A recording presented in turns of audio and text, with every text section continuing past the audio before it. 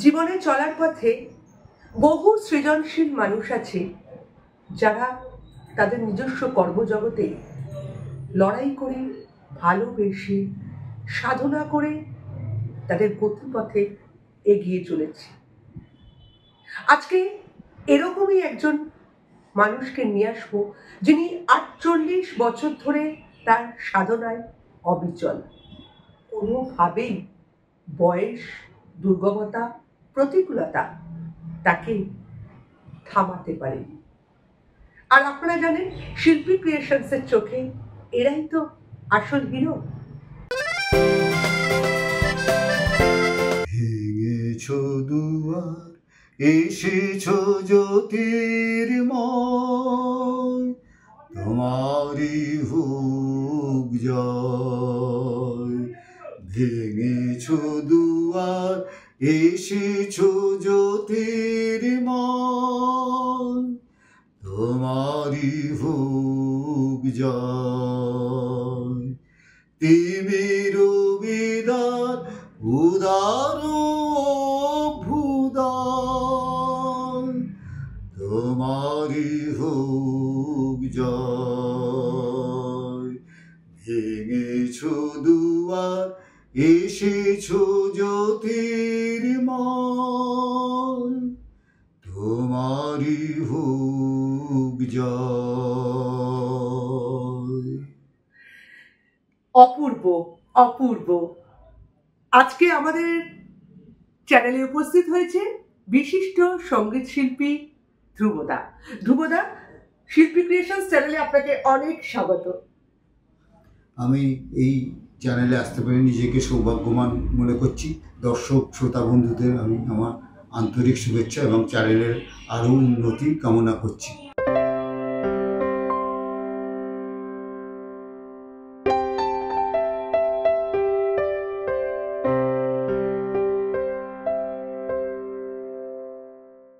ধ্রুবদা, আপনি একজন স্বনামধন্য গুণী সঙ্গীত শিল্পী। আপনার কাছে জানতে চাইবো যে এই সঙ্গীতের প্রতি আপনার অনুরাগ, এটা কি জন্মগত, আপনার ভেতর থেকে ইচ্ছা, না পারিবারিক কোনো চাপ বা শিক্ষা বা নির্দেশ ছিল? আমি ছোটোবেলা থেকে যখন 6-7 বছর বয়স তখন থেকে ব্যান্ড বাজাতাম। মানে আমার খুব বাজনার প্রতি একটা আগ্রহ ছিল। আর তাছাড়া প্রখ্যাত সঙ্গীত শিল্পী জগন্ময় মিত্র আমার বড় মামার সঙ্গে আর কি বন্ধুত্ব ছিল। সেই সূত্রে আমার মামা বাড়িতে প্রথম এসে ওঠেন জগন্ময় মিত্র। উনি আমার মাকে গান শেখান এবং তারপর উনি যখন বম্বে চলে যান তখন বীণাপাণি দেবীর হাতে আমার মাকে দিয়ে যান। এই সূত্রে মা খুব ভালো গান করতেন, তারপর আমার ছোটো বোনও গান করে। এই সূত্রে আমি গানে এসেছি। আর একটা কথা বলি, প্রথম যখন মাইক্রোফোনের সামনে আসি, রমা পালিত বলে একজন আমার বন্ধু, তখন ও বোধহয় ক্লাস 8-এ পড়তো, আমি 7-এ পড়তাম। সেই আমাকে মাইক্রোফোনে গাওয়ার সুযোগ দিয়েছিল। কিন্তু কি গেয়েছি জানি না, 2খানা গান আমার তোলা ছিল, 2খানা গান গেয়েছিল। ধ্রুবদা, আপনি বহু স্বনামধন্য গুণী বিখ্যাত শিল্পীদের সাথে একসাথে স্টেজ পারফর্ম করেছেন। তো সেই আপনার পারফরমেন্স, কাদের সাথে কি করেছেন, এগুলো যদি আমাকে এবং শিল্পী ক্রিয়েশনসের দর্শকদের সাথে শেয়ার করেন আমাদের খুব ভালো লাগবে। আমি ছোটোবেলা থেকে খুব ভক্ত ছিলাম তরুণ বন্দ্যোপাধ্যায়ের গানে। তরুণ কাকুর বাড়িতে রেগুলার যেতাম আমি, 137/1 পদ্মপুকুর রোডে। তারপর সেখান থেকে আস্তে আস্তে দ্বিজেন মুখোপাধ্যায়ের কাছে এলাম। কিন্তু তার আগে আমি নিখিলেশ সেন HMB ট্রেনার ছিলেন, ওনার কাছে গান শিখেছিলাম নজরুল গীতি। তারপরে সীতা বর্ধন এবং রবীন চট্টোপাধ্যায়ের কাছে গান শিখি। পরে বিষ্ণুপদ দাসের কাছে গান শিখি এবং সলিল চৌধুরী, মায়া সেন, অভিজিৎ বন্দ্যোপাধ্যায়, অনল চট্টোপাধ্যায়, তারপরে অনেকের সংস্পর্শ, নির্মলেন্দু চৌধুরী, চিন্ময় চট্টোপাধ্যায়, সাগর সেন, যে যেখানে ছিলেন আমি সবার দুয়ারে দুয়ারে যেতাম একটু গানের জন্য। এবং একটা ঘটনা সত্যি কথা, সাগর সেন তখন HMB রিহার্সাল রুম ছিল এতে আমাদের রাজবিহারী উল্টো দিকে, ওখানে সমস্ত শিল্পীদের নিয়ে পুজোর গানের একটা রিহার্সাল মানে হচ্ছে, যেটা গ্র্যান্ড হোটেলে হবে অনুষ্ঠানটা। তা সেখানে আমি গেছি, সাগর সেন আমার হাত ধরে টানলেন, এই শোন তুই বিমানদাকে চিনিস তো? বিমান ঘোষ। কেমন? হ্যাঁ, ঘরে বসে আছেন, আমায় খুব ভালো করেছে। তুই বল, হেমন্ত দা, দ্বিজেন দা আধুনিক গান গাইছে, রবীন্দ্রসঙ্গীত গাইছে, আমি কেন গাইবো না? এবং আমি বলার পরই দেখলাম সেই বছর পুজোয় সাগর সেনের আধুনিক গান রেকর্ড করলো। এবং সাগর সেন পরে আমার সাথে দক্ষেশ্বর মন্দিরে দেখা হয়েছিল, বীরেন্দ্র কৃষ্ণ ভদ্র সাগর সেন এসেছিলেন, তা সেখানে সাগর সেন আমাকে বললেন তোর জন্য আমার আধুনিক গান হলো। একটা কথা হচ্ছে, আমি প্রথম থেকে হেমন্ত মুখোপাধ্যায়, দ্বিজেন মুখোপাধ্যায়, তরুণ বন্দ্যোপাধ্যায়, সুবীর সেন এদের গানের একবার অন্ধভক্ত ছিলাম। সেই সূত্রে এনাদের বাড়িতে আমি প্রত্যেকের বাড়িতে যাতায়াত করতাম। তারপর শ্যামল মিত্র, মানবেন্দ্র মুখোপাধ্যায়, সত্যনাথ মুখোপাধ্যায়, অখিল বন্ধু ঘোষ, এদিকে অশোকতুরু বন্দ্যোপাধ্যায়, চিন্ময় চট্টোপাধ্যায়, সাগর সেন, ভূপেন হাজারিকার সঙ্গেও যোগাযোগ করেছিলাম। প্রত্যেকের বাড়িতে আমি ওনারা আমার কাছে একেবারে আধ্যাত্মিক জীবন্ত ভগবান, এবং আমি ওনাদের প্রত্যেককে প্রণাম করতে পেরেছি পা ছুঁয়ে, এবং ওনাদের সঙ্গে কথা বলেছি। এগুলো আমার একটা জীবনের একটা বিশাল ব্যাপার, যে ওনারা কি আমি বুঝিয়ে বলতে পারবো না। কারণ হচ্ছিল ওনারা যে সামান্য তখনকার দিনকার গান আর এখনকার দিনকার গান আকাশ পাতাল তফাৎ। তা সেখানে আমি সুপ্রভাত সরকারের বাড়িতে গেছি, সুপ্রভাত সরকার আমার 5-7 দিন ফিরিয়ে দিয়েছে। তারপরে বললেন হ্যাঁ আমি বর দিদি সুপ্রভাত সরকার। উৎপলা সেন, সত্যনাথ মুখোপাধ্যায়ের বাড়িতে গেছি, কোড়া রোডে ফ্ল্যাটে, ওখানে সলিল চৌধুরীও থাকতেন, ওনার কাছে গেছি। সলিল চৌধুরী অনেক রেকর্ডিং দেখেছি। এবং যখন হলো ওই একটা সিপিএমের শান্তি মিছিলে, সেইটাতে সলিল চৌধুরী রিহার্সাল করেছেন, তাতে আমিও গান করেছেন। সলিল চৌধুরী, মায়া সেন, দিলীপ সেনগুপ্ত, অভিজিৎ বন্দ্যোপাধ্যায়, অনল চট্টোপাধ্যায়, সেখানে আমাকে দ্বিজেনদার সুযোগ দিচ্ছি, যেতে যাও তুমি ওখানে গান করবে। এটা আমার একটা বিরাট সৌভাগ্য। সেখানে রুমা গৌটোদারের কাছে গেছি, কল্যাণ সেন বরাক ছিলেন। তা মোটামুটি যারা বাংলা গানের একেবারে উজ্জ্বল নক্ষত্র, তাদের সবার সংস্পর্শে আমি এসেছি। সবিতা চৌধুরী আসেনি খালি দুজন লোকের কাছে, পঙ্কজ মল্লিক আর দেবব্রত বিশ্বাস, এই দুজনকে আমার দেখা হয়নি। বাণী কুমারকেও দেখিনি। আর উত্তম কুমার থেকে আরম্ভ করে সবাইকে আমি মোটামুটি দেখেছি নিজের চোখে। সৌমিত্র চট্টোপাধ্যায়, শুভেন্দু চট্টোপাধ্যায়, এবং শুভেন্দু চট্টোপাধ্যায় যেদিন হেমন্ত মুখার্জি মারা গেলেন সেদিন গাড়ি চালাচ্ছেন, সামনে আমি বসছি, আমার পাশে সত্যনাথ মুখোপাধ্যায় বসছেন, পেছনে উৎপলা সেন, দ্বিজেন মুখোপাধ্যায় আর ছিলেন আরেকজন মানবেন্দ্র মুখোপাধ্যায় ছিলেন, আর শুভেন্দু চ্যাটার্জি চালাচ্ছেন না, সত্যনাথ মুখোপাধ্যায় আর শুভেন্দু চ্যাটার্জি মাঝখানে আমি বসছিলাম। এসব আমার জীবনে অনেক ঘটনা ঘটেছে। তারপর ধনঞ্জয় ভট্টাচার্য আমাকে অতিরিক্ত ভালোবাসতেন, কারণ ওনারই এতে আমার পিসিমশাইয়ের নাম জগন্নাথ ভট্টাচার্য, ওরা কীরকম ভাই হয়। তা আমার পিসিমার বাড়িতে অক্ষয় তৃতীয়ার দিন অনুষ্ঠান হতো, সেখানে ধনঞ্জয় ভট্টাচার্য আসতেন। এবং যখন আমি একদম খুব ছোট ছিলাম, তখন হয়তো 2-3 বছর বয়স, উনি আমাকে কোলে নিয়ে গান করেছেন। কিন্তু ওখানে শ্যামা সঙ্গীতই করতেন, যেহেতু ওখানে কালী ঠাকুর প্রতিষ্ঠা ছিল। তো এইসব আমি সনৎ সিংহ আমাকে ওখানে আসতেন। তারপর সনৎ সিংহ বাড়িতে আমি গেছি অনেকবার। প্রত্যেকটা শিল্পীর সঙ্গে আমার ওতপ্রোতভাবে জড়িত ছিল। মৃণাল চক্রবর্তী, পিন্টু ভট্টাচার্য, কার কথা বলবো না, নির্মলা মিশ্র, বনশ্রী সেনগুপ্ত, বেলা মুখোপাধ্যায়, হেমন্ত মুখোপাধ্যায়ের ওয়াইফ। তো এরকম প্রত্যেকের সাথে আমার ওতপ্রোতভাবে জড়িত ছিল। এবং বেলা মুখোপাধ্যায় আমার বাবাকে চিনতেন না, উনি ভাবতেন যে আমি দ্বিজেনদার ছেলে। উনি প্রায় বলতেন যে দ্বিজেনদারে, তখন নির্মলা মিশ্র, হ্যাঁ ও তো দ্বিজেনদার পোলা, এরমভাবে বলতেন। বেচু দত্ত, তারপর মোহিনী চৌধুরী। একদিন বেহালাতে একটা ফাংশানে, আমার বেহালায় বাড়ি, বেহালায় মোহিনী চৌধুরী এসেছেন, আমি ওনাকে চিনতাম না। উনি পাজামা শার্ট পরে এসেছিলেন, আমার বাড়িতে সমস্ত শিল্পীরা বসছেন। তো সেই মোহিনী চৌধুরীর বাড়িতে আমি দিনের পর দিন করেছি। এবং উনি মারা যাওয়ার আগের দিন আমি ওনাকে অনেকদিন বলছি আপনি আমার বাড়িতে একদিন একটুখানি খাবেন। উনি ঠিক মারা যাওয়ার আগের দিন আমার বাড়িতে খেয়েছিলেন এবং ওনাকে আমি কোনোদিন ড্রিঙ্ক করতে দেখিনি, ওদিনকে ড্রিঙ্ক করে এসেছিলেন। পরের দিন সকালবেলা স্থানীয় সংবাদে শুনলাম যে উনি চলে গেছেন। এবং প্রথম আমি বেহালা ট্রামডিপো থেকে বড় গোড়ের মালা নিয়ে এসে ওনাকে পড়লাম। তখন ওনার ওয়াইফ মাসিমা আমাকে বললেন যে তোমার হাতেই মালাটা পড়লো প্রথম। এরকম সমস্ত, আর কি ভালো লোক ছিলেন মোহিনী চৌধুরী, আমি কারণ কেউ বলতে পারবো না। ওই সূত্রে অমল দাস গুপ্ত স্কুল করতেন, উনি আমার বাড়িতে আসতেন। তো অনেকে, সমর ঘটক আসতেন, আচ্ছা দিকপালরা আমার বাড়িতে এসছে। আর বেহালা যে প্রোগ্রাম করতাম সেখানে মিন্টু দাশগুপ্ত, অনুপ ঘোষাল, তারপরে আমাদের শিবাই চট্টোপাধ্যায়, হেমন্ত মুখোপাধ্যায়, তরুণ বন্দ্যোপাধ্যায়, নীল মুখোপাধ্যায়, কণিকা বন্দ্যোপাধ্যায়, সুচিত্রা মিত্র, সমস্ত আমার বাড়িতে এসেছে। সুমিত্রা সেন, একটা আর্টিস্ট যিনি আমার বাড়িতে বসেন, কারণ সারা রাত প্রোগ্রাম হতো, আমার বাড়িতে সবাই বসানোর বন্দোবস্ত করতাম, যাতে আমার বাড়িতে সবার পদধূলি পড়ে। যেমন আমি চিনতাম না বাণী ঘোষালকে। একদিন দ্বিজেনদার সাথে কণিকা বন্দ্যোপাধ্যায় অসুখ করেছে, এতে গেছি দেখতে, ওই আমাদের ক্যালকাটা হসপিটালে। লিফটে দ্বিজেন মুখোপাধ্যায়কে একজন প্রণাম করলেন, তারপর উনি নেবে বললেন একে চেন, এ হচ্ছে বাণী ঘোষাল। আমি সঙ্গে সঙ্গে বললাম তেলের শিশি তেলের শিশি ভাঙলে বলে খুকুর করে রাগ করো, তোমরা যে সব বুড়ো খোকা ভারত ভেঙে ভাগ করো, তার বেলা।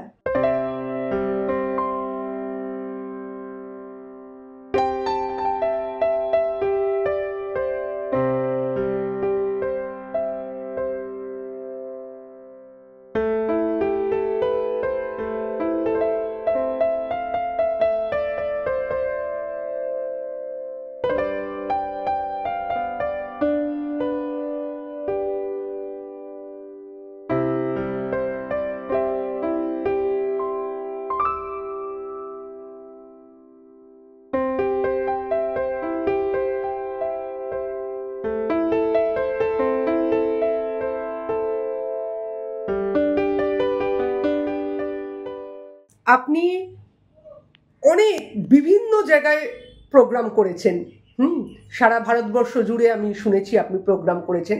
ওরকম দু একটা প্রোগ্রামের কথা যদি আমাদের দর্শকদের সাথে আপনি শেয়ার করেন। ব্যাপারটা হচ্ছে যে আমি তো দ্বিজেন মুখোপাধ্যায়ের অ্যাসিস্ট্যান্ট ছিলাম, ওনার সঙ্গে সব জায়গায় যেতাম, কোথাও লোক না হলে গিয়ে না বলতো তুমি গান করো। এই সূত্রে ভারতবর্ষের বহু জায়গায় গেছি এবং বাংলাদেশেও গেছি।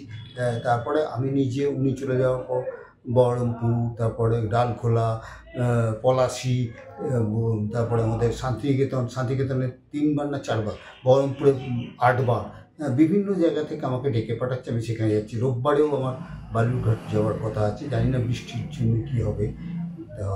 বিভিন্ন জায়গায় যাচ্ছি পশ্চিমবাংলার বিভিন্ন জেলায়। এবং আমার সবচেয়ে বড় কথা, দিল্লিতে পার্লামেন্টে যাওয়ার সুযোগ হয়েছে। আমাদের যেদিনকে এখানে মমতা ব্যানার্জি করলেন, মন্ত্রিসভা গঠন করলেন, সেখানে যাওয়ার সুবিধা হয়েছে। এবং তার চেয়ে বড়ো কথা, যখন আমাদের নুরুল হাসান রাজ্যপাল ছিলেন, ওনাকে গান শোনাতে যাওয়ার আমার সুযোগ হয়েছিল রাজভবনে 3বার 4বার। তারপর অজিত পাঁজার বাড়িতে আমি গিয়ে গান শুনেছি। তারপর সুভাষ চক্রবর্তী যখন বেলগেচিয়ায় থাকতেন, ওখানে গিয়ে ওনাকে গান শুনেছি। বিভিন্ন জায়গায় গান পেয়েছি। আজকে তো আমার প্রায় 48 বছর হয়ে গেল গানের জগতে। খুব ছোট্ট থেকে, যখন 7-8 বছর থেকে বলছে, এখন আমার প্রায় 63+ বয়স। মানে আপনি 7-8 বছর বয়স থেকে গান করতেন? হ্যাঁ, মানে কিছু বুঝতাম না গানের, কিন্তু আমি ওই একটা ছিল, প্লাইউড ছিল, প্লাইউডে তাল রেখে বাজাতাম। তারপরে স্কুলে গিয়ে টেবিল বাজিয়ে গান করতাম এবং অনেক মারও খেয়েছি এর জন্য, কিন্তু মাস্টারমশাইরা মারতেন। তারপরে আমি কিন্তু কিছুতেই গান ছাড়িনি। আমার একটা বন্ধু নিয়ে গিয়ে আমাকে মেট্রো রেলে জয়েন করিয়ে দেবে বলে একেবারে ঠিকঠাক যাইনি মেট্রো রেলে। ধ্রুবদা, আপনি বিগত 48 বছর ধরে সঙ্গীত জগৎকে আলোকিত করে রেখেছেন। ভারতবর্ষের বিভিন্ন প্রান্তে আপনি গান গেয়েছেন, এখনো গান করছেন। তবু আপনি এখন পুরোপুরি কি করেন? গান তো অবশ্যই, সেটা কিভাবে, এটাই জানতে চাইছি। একটা কথা বলি, এখন তো আমি ছাত্রছাত্রী তৈরি করার কারিগর হয়ে গেছি। ওদের যতটা পারি রবীন্দ্রসঙ্গীত, আধুনিক, বা আমি এককালে ক্লাসিক্যাল গান করতাম, ক্লাসিক্যাল গান শেখাই। তাছাড়া বিভিন্ন জায়গায় এত সম্বর্ধনা পাচ্ছি, আমি জীবনে কোনোদিন ভাবিনি যে এত সম্বর্ধনা পাবো। মানে চিন্তার বাইরে, আমার রাখার জায়গা নেই। সত্যি কথা বলছি যে খাটের তলায় ঢুকিয়ে রাখি, সব পলিথিন দিয়ে মুড়ে মুড়ে খাটের তলায় ঢুকিয়ে রাখি। আর এত সার্টিফিকেট পেয়েছি, সেও একটা অসাধারণ ব্যাপার।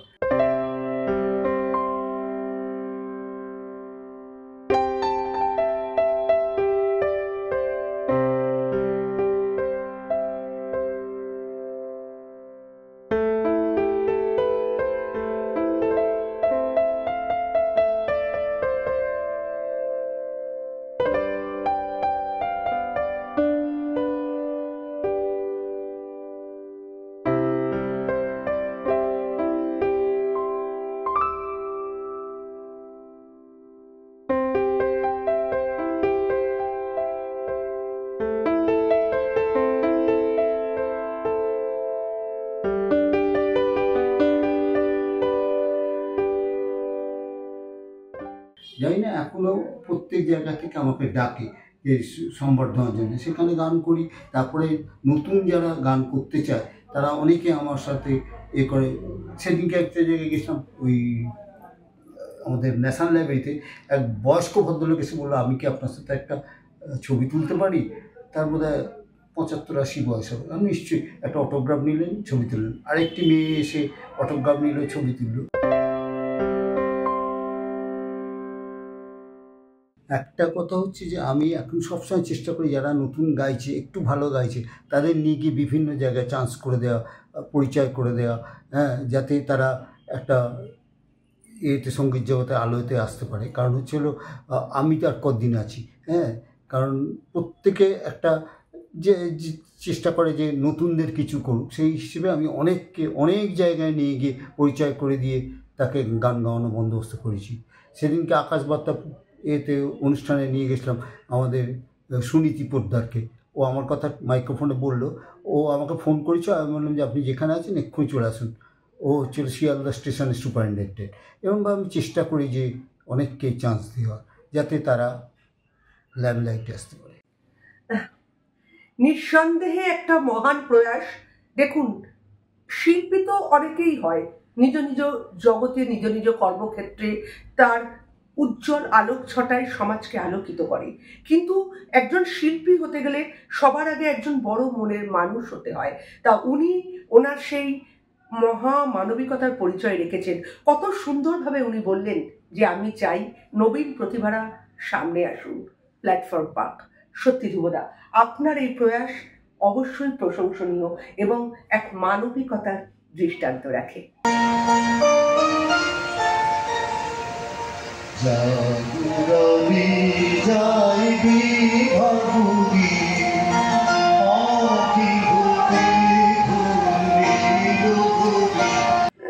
ধ্রুবদা, এই পথে চলতে চলতে আপনার কি কখনো মনে হয়েছে যে এটা কষ্টদায়ক বা কঠিন? না, আমি বলতে চাইছি যে কোনো শিল্পীর ক্ষেত্রেই তার পথ সবসময় সুগম থাকে না, তাতেই শিল্পের আনন্দ।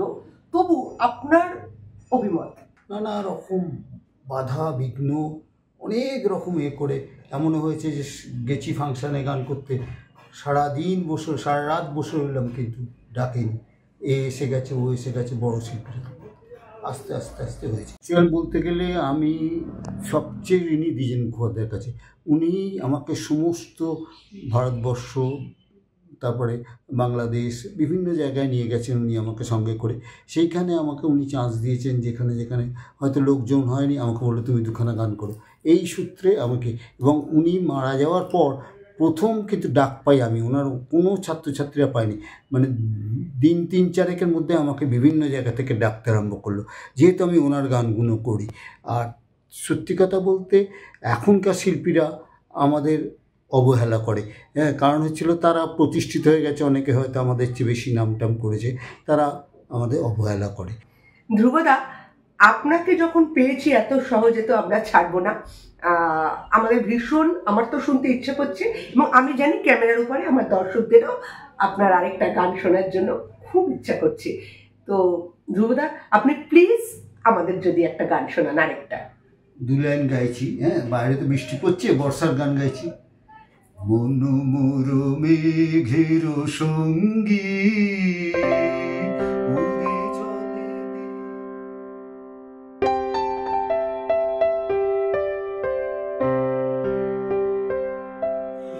সত্যি মন্ত্রমুগ্ধের মতো শুনছিলাম ধ্রুবদার গান।